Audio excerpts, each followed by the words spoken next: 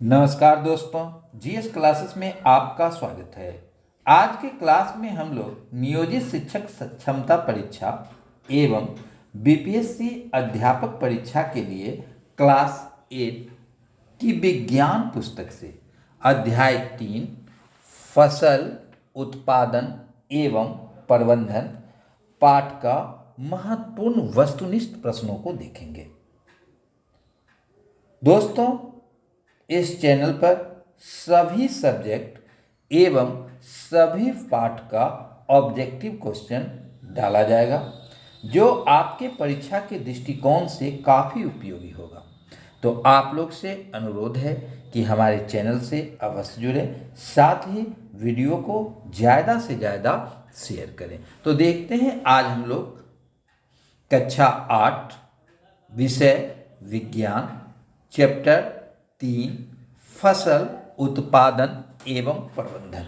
पहला क्वेश्चन है, जब एक ही किस्म के पौधे किसी स्थान पर बड़े पैमाने पर नियमित रूप से उगाए जाते हैं तो उसे क्या कहते हैं? तो उसे फसल कहते हैं। दूसरा क्वेश्चन है, राइजोबियम नामक जीवाणु किस फसल की जड़ में पाए जाने वाले ग्रंथियों में उपस्थित होते हैं? तो राइजोबियम नामक जीवाणु जो है सो फलीदार फसल अर्थात दलहनी फसलों में पाए जाते हैं। तीसरा क्वेश्चन है, फसल उगाने का सबसे पहला कदम है। ए में है सिंचाई, बी में मिट्टी की तैयारी, सी में कटाई और डी में है निराई। तो फसल उगाने का सबसे पहला कदम जो है वह है मिट्टी की तैयारी। अगला क्वेश्चन है, मिट्टी की जुताई से निम्नलिखित में से क्या लाभ होता है? ए में है पौधे की जड़ें गहराई तक जा सकती है, बी में है ह्यूमस एवं पोषक तत्व पौधों की जड़ों तक पहुंचती है, सी में है केचुए तथा सूक्ष्म जीवों की वृद्धि की संभावना बढ़ जाती है और डी में है उपर्युक्त सभी। तो इसका आंसर हो जाएगा उपर्युक्त सभी। अब पांचवा क्वेश्चन है, उर्वरक है। उर्वरक एक अकार्बनिक लवण है, तो इसका आंसर हो जाएगा बी। अगला क्वेश्चन है, अनाज का भंडारण किया जाता है। ए में है जूट के बोरा में, बी में है धातु के पात्रों एवं कोठियों में, सी में है एफसीआई गोदामों में और डी में है उपर्युक्त सभी में। तो अनाज का भंडारण जो है सो इन सभी में किया जाता है, तो इसका आंसर हो जाएगा डी। अब अगला क्वेश्चन है, मिट्टी के उलटने पलटने की क्रिया को क्या कहते हैं? तो मिट्टी के उलटने पलटने की क्रिया को जुताई कहते हैं, तो इसका आंसर हो जाएगा 7 का बी। अगला क्वेश्चन हमारा है, खरपतवार हटाने को कहते हैं। तो खरपतवार खेतों से हटाने को निराई कहते हैं, इसका आंसर हो जाएगा सी।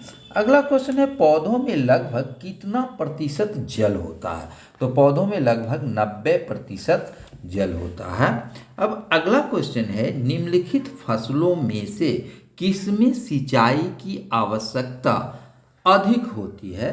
ए में है चना, बी में है धान, सी में है तीसी और डी में है सरसों।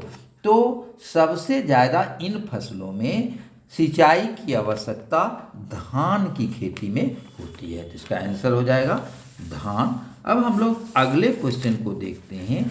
अगला क्वेश्चन है,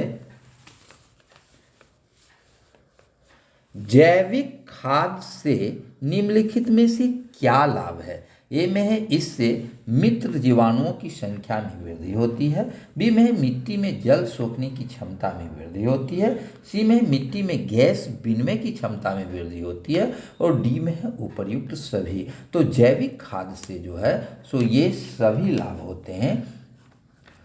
अब अगला क्वेश्चन है, कपास क्या है? ए में है रबी फसल, बी में है खरीफ फसल, सी में है दोनों और डी में है इनमें से कोई नहीं। तो कपास जो है वह खरीफ फसल के अंतर्गत आता है। अब अगला क्वेश्चन है, यूरिया में किन पोषक तत्वों की प्रधानता होती है? तो यूरिया में नाइट्रोजन की प्रधानता होती है, तो इसका आंसर हो जाएगा 13 का बी। अगला क्वेश्चन है, रेशेदार फसल है। इसमें ए में है सूरजमुखी, बी में है कपास, सी में है चना और डी में है गेहूं। तो रेशेदार फसल यहाँ पर कपास है। अगला क्वेश्चन है दानों को भूसे से अलग करना कहलाता है। तो थ्रेसिंग क्रिया के द्वारा जो है दानों को भूसों से अलग किया जाता है। अब अगला क्वेश्चन है जंतुओं द्वारा प्राप्त खाद्य पदार्थ है।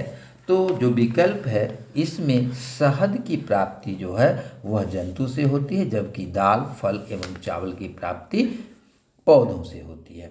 अगला क्वेश्चन है निम्न में से कौन खाद का प्रकार नहीं है।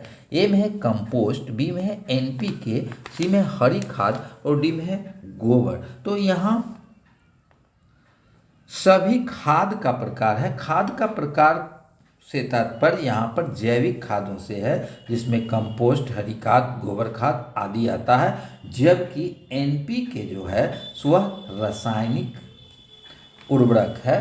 तो इसका आंसर हो जाएगा, कहता है खाद का प्रकार नहीं है, तो इसमें हो जाएगा एनपीके यानी कि नाइट्रोजन, फास्फोरस एवं पोटेशियम। अब अगला क्वेश्चन है मिट्टी में कौन कौन से तत्व मौजूद हैं। ए में है खनिज, बी में है जल, सी में है वायु और डी में है उपर्युक्त सभी। तो इसमें हो जाएगा उपर्युक्त सभी। अब अगला क्वेश्चन है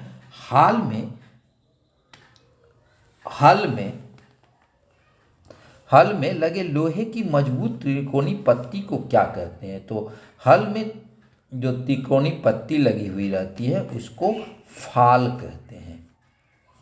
अब अगला क्वेश्चन है विभिन्न अंतराल पर खेतों में जल देना क्या कहलाता है। तो विभिन्न अंतराल पर खेतों में जल देना सिंचाई कहलाता है। अब अगला क्वेश्चन हमारा है अनाज के भंडारण के लिए नमी की मात्रा होनी चाहिए, यानी कि जब अनाज का हम लोग कटने के बाद जब भंडारण करते हैं तो उसमें नमी की मात्रा जो है सो 14% से कम होना चाहिए। तो इसका आंसर हो जाएगा 21 का ए। अगला क्वेश्चन है निम्नलिखित में से किसे पुनः रोपण विधि से उपजाया जाता है। ए में है धान एवं टमाटर, बी में है प्याज एवं मिर्च, सी में तंबाकू एवं बैगन और डी में है उपर्युक्त सभी। तो यहाँ पर जो है पुनः रोपण का तात्पर्य है एक जगह बीज दिए, जब बीज अंकुरित हो गया और थोड़ा सा बड़ा हुआ तो उसको उखाड़ के दूसरे जगह जो रोपते हैं उसको कहते हैं रोपण विधि। तो इसमें धान, टमाटर, प्याज, मिर्च, तंबाकू, बैगन सभी जो है रोपण विधि के द्वारा उपजाया जाता है। तो यहाँ हो जाएगा उपर्युक्त सभी। अब अगला क्वेश्चन हमारा है पोंगल, बैसाखी, होली, दिवाली, बिहू आदि पर्व किससे जुड़ा हुआ है।